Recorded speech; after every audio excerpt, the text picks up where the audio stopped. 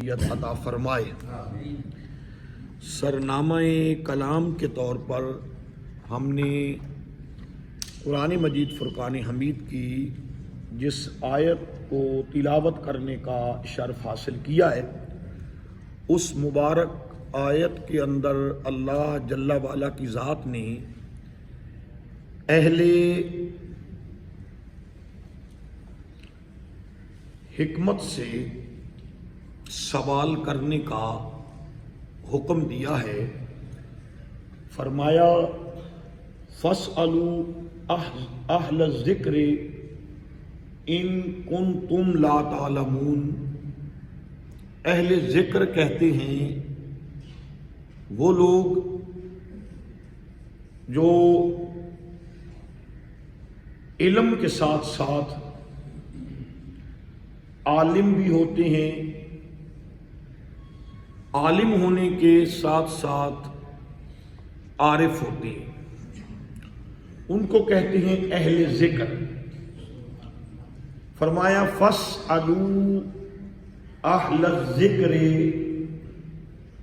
تم سوال کرو اہل ذکر سے، تم سوال کرو اہل ذکر سے۔ کب؟ ان کنتم لا تعلمون، جب تمہیں پتہ نہ چلے یا تمہارے سوال کا جب کہیں سے بھی تمہیں جواب نہ ملے، تمہاری مشکل کا حل کہیں سے بھی نہ ہو پائے، تو اس وقت تم اہل ذکر کے پاس چلے جایا کرو، ان سے پوچھا کرو، تو تمہاری مشکل کا حل بھی میسر آ جائے گا، اور آئندہ وہ مشکل بھی تمہارے سامنے کبھی نہیں آئے گی۔ اس لیے فرمایا فَاسْأَلُوا أَهْلَ الذِّكْرِ إِن كُنتُمْ لَا تَعْلَمُونَ، اہل ذکر سے پوچھا کرو جب تمہیں کسی چیز کا علم نہ ہو۔ اب اہل ذکر کون ہے؟ سب سے پہلے ہم دیکھیں گے کہ ذکر کیا ہے۔ اللہ نے قرآن کے اندر فرمایا اِنَّا نَحْنُ نَزَّلْنَا ذِکْرَ، فرمایا ہم نے اس قرآن یعنی اس ذکر کو ہم نے نازل کیا، ہم نے اس ذکر کو یعنی ہم نے اس قرآن کو نازل کیا۔ اب قرآن ذکر ہے، اور مولا کائنات کے بارے میں فرمایا القرآن مع العلی وعلی مع القرآن، قرآن علی کے ساتھ ہے اور علی قرآن کے ساتھ ہے۔ قرآن ذکر ہے، اور وہ جو ہمیشہ قرآن کے ساتھ رہتا ہے وہ اہل ذکر ہوا۔ تو کیا ہے؟ اہل ذکر ہوئے، کیونکہ یہ ایام،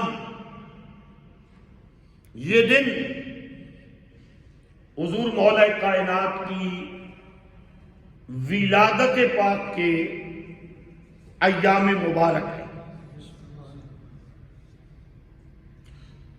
آج کل سوشل میڈیا کا زمانہ ہے،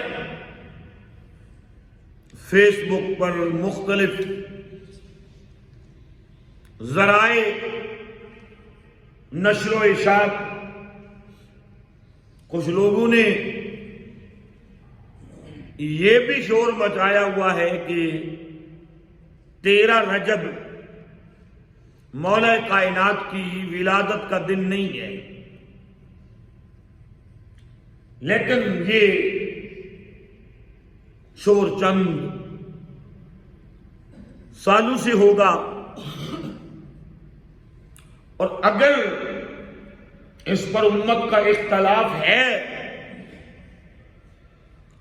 تو پھر 12 ربیع الاول پر بھی امت کا اختلاف ہے۔ اس پر اختلاف ہے تو لیلۃ القدر جو ہے اس پر بھی اختلاف ہے۔ ایسا شور کرنے کی ضرورت نہیں۔ جب بھی ہو مولا کائنات کے فضائل، مناقب وہ بیان کرنے سے تو کسی قسم کی کسی دن میں اللہ نے پابندی نہیں لگائی۔ بات کی سمجھ آئی یا نہیں آئی؟ اور 13 رجب کا مبارک دن علماء امت نے اس کے بارے میں بھی لکھا ہے، اور کثیر تعداد میں لکھا ہے کہ 13 رجب حضور مولا کائنات کی ولادت کا دن ہے۔ اس سے ہمیں کوئی بحث نہیں ہے۔ سنیں جب حضور مولا کائنات کی ہوئی ولادت، آپ یہ جانتے ہیں کہ کعبے کے اندر آپ کی ولادت ہوئی، بارہا آپ نے سنا۔ حاسدین نے بھی یہاں تک لکھ دیا کہ کعبے کے اندر ولادت ہوئی ہے تو اس میں کیا تخصیص ہے؟ اس وقت تو کعبے کے اندر بت موجود تھے۔ جس نے اپنا حسد بیان کرنا ہو، ٹھیک ہے، کعبے کے اندر بت موجود تھے، لیکن پھر بھی کعبہ تو کعبہ ہی تھا۔ بات کی سمجھ نہیں؟ پھر بھی کعبہ تو کعبہ ہی تھا۔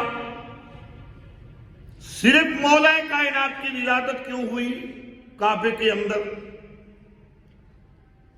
کہیں جناب علی ڈھونڈ ڈھانڈ کے کوئی اپنے پاس سے تالابیں ملا کے کسی اور صاحب کا نام بھی لے لیا کہ ان کی ولادت بھی کعبے میں ہوئی ہے۔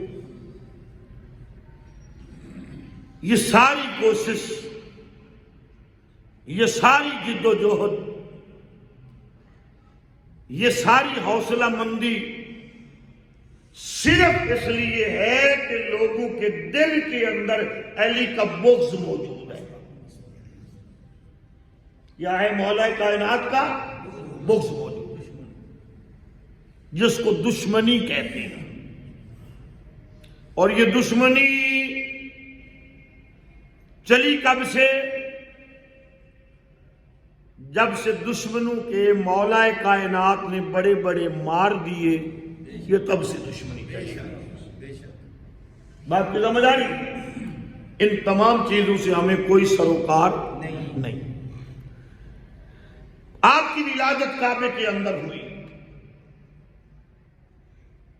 ماں آپ کی طواف کعبہ کر رہی تھی، ولادت کا وقت ہوا، دل میں خیال کیا گھر پہنچ نہیں سکتی اور ادھر کوئی جگہ نہیں، کعبے کے سین کے اندر لوگ اپنے اپنے طریقے سے عبادت کر رہے ہیں، جاؤں تو کہاں جاؤں؟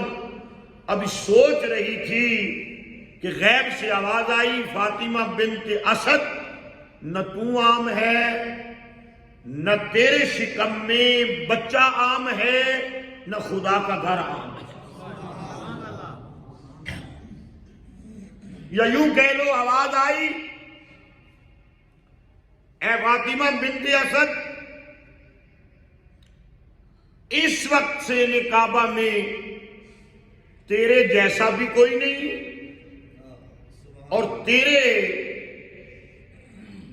نو مولود بچے جیسا بھی کوئی نہیں، اور ساری کائنات میں کعبے جیسا گھر بھی کوئی نہیں ہے۔ یا اس کا معنی یہ بنا لے، اے فاطمہ بنت اسد، اس وقت تو بھی بے مثال ہے، ماں ہونے کی حیثیت سے، آنے والا بیٹا ہونے کی حیثیت سے بے مثال ہے، اور یہ جو سامنے گھر ہے یہ گھروں میں بے مثال ہے۔ سبحان اللہ کہہ لیں۔ تقریر شروع ہو چکی ہے.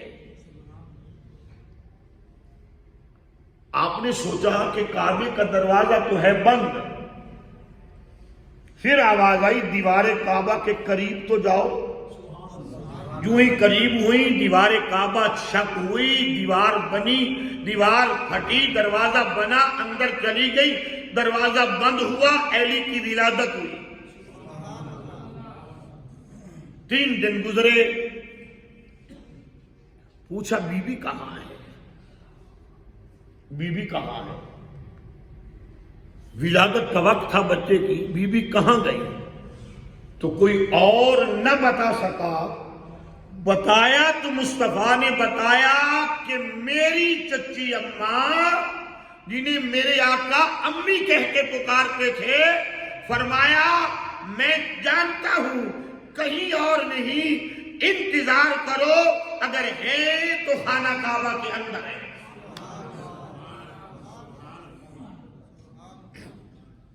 توجہ ہے یا نہیں؟ خانہ کعبہ کا دروازہ کھولا گیا اور لوگوں نے جاتے ہوئے تو دیکھا تھا نا. خانہ کعبہ کا دروازہ کھولا. میرے آقا فرمایا جناب ابو طالب سے آپ اندر جاؤ. دیکھو جناب ابو طالب کا ہی اندر جانا بنتا تھا نا. اندر گئے. فاطمہ بنت اسد کھڑی ہوئی. عرض کی عمران، نام آپ کا عمران ہے. جناب عمران، رب نے بیٹا دیا ہے پر آنکھیں نہیں کھولتا، منہ سے نہیں بولتا، حرکات و سکنات نہیں ہے. فرما لو میرے ہاتھ پہ رکھو. جناب ابو طالب نے کیا ہاتھ. علی نے اپنا ہاتھ جو لگایا ہاتھ سے ہاتھ ہٹایا، بتا دیا ابا جان یہ علی ہے. اگر یہ پہلی مرتبہ کسی کی گود میں جائے گا تو وہ آغوش محمد میں بھی جائے گا.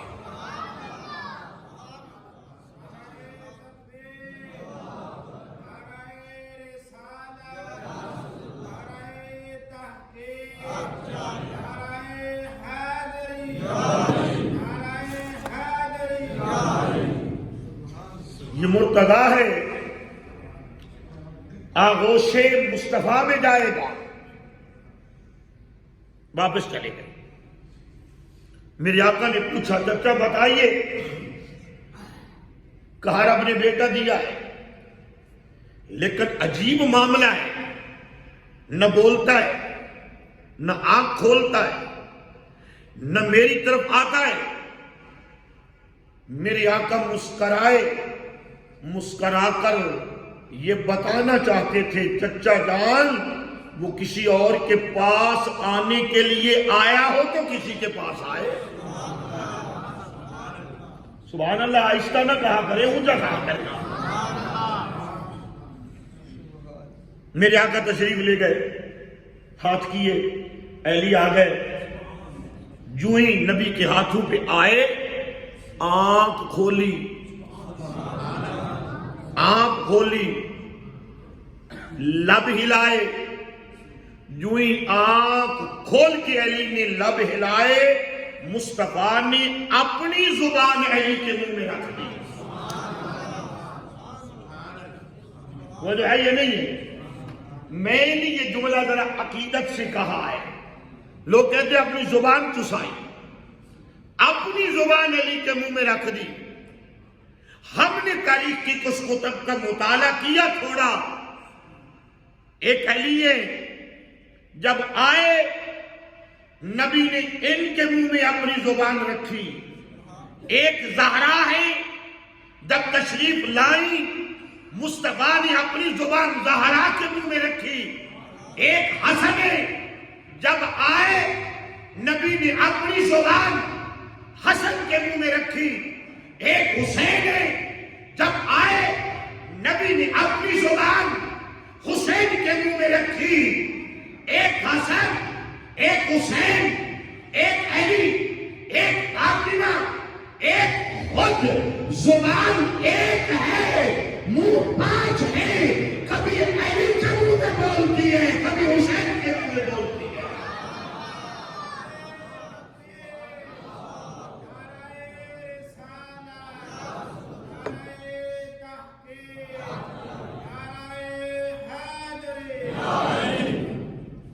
اونچا کہیں ذرا سبحان اللہ.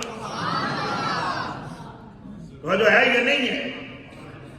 علی کو دی زبان، علی کو دی زبان، زہرا کو دی زبان، حسن کو دی زبان، حسین کو دی زبان. فرمایا کبھی بھی ان کی زبان سے نکلے ہوئے جملوں پر شک نہ کرنا، کیونکہ ان کے منہ میں مصطفیٰ نے اپنی زبان کو رکھ دیا ہے.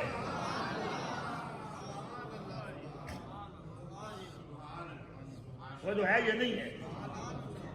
اگر آپ ایسی بات بھی مچل کے نہ سنیں تو پھر لوگ کہیں گے سنی علی کا ذکر سننا نہیں جانتے. اور پاگل کے بچوں، علی کو سنی نہیں جانتے تو اور کون جانتا ہے؟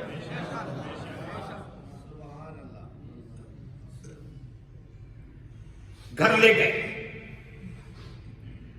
جناب فاطمہ بنت اسد، جناب عمران، جناب ابو طالب.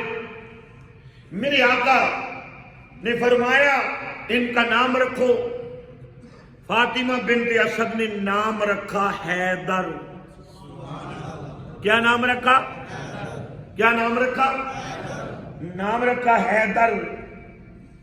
میرے آقا نے فرمایا امی جان یہ نام بھی ٹھیک ہے. اب فاطمہ بنت اسد کو اماں جان کہتے تھے.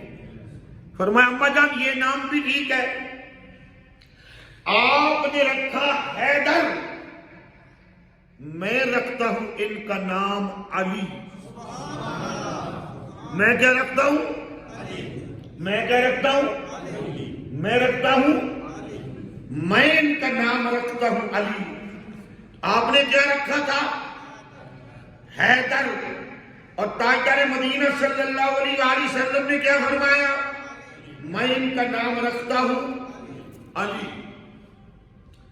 آپ نے فرمایا ٹھیک ہے مجھے تو کوئی اعتراض نہیں. اس نام رکھنے کی کوئی حکمت،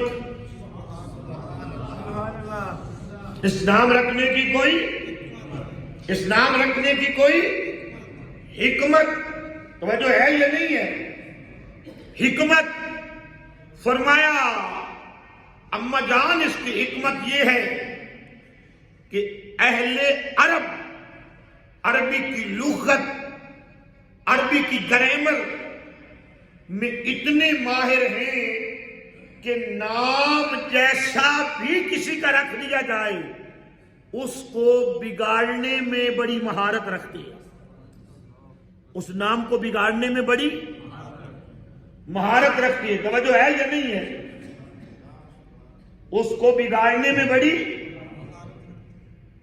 مہارت رکھتے ہیں. ہم نے نام رکھ دیا ہے علی. پورے اہل عرب کو چیلنج ہے میرے علی کے نام کو بگاڑ کے دے.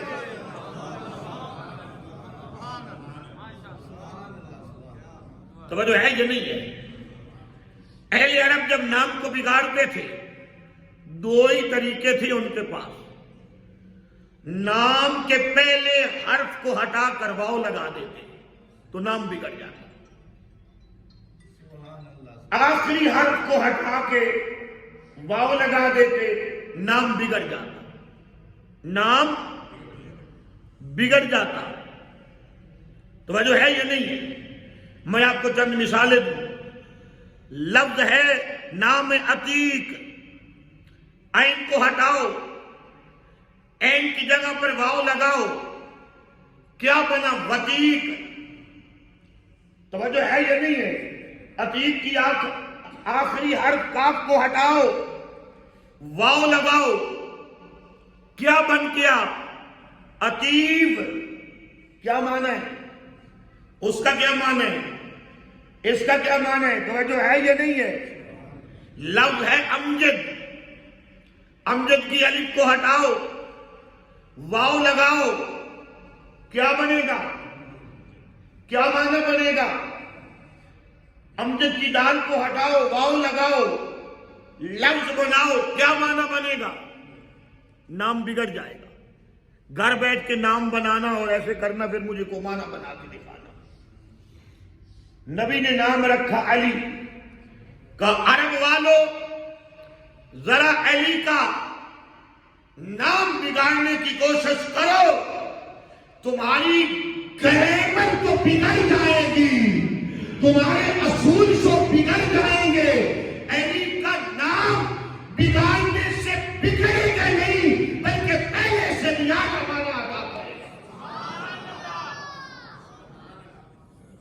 وہ تو ہے یہ نہیں ہے، لیا نام علی، ہٹایا حرف علی، لگایا واو، علی سے عین ہٹا کے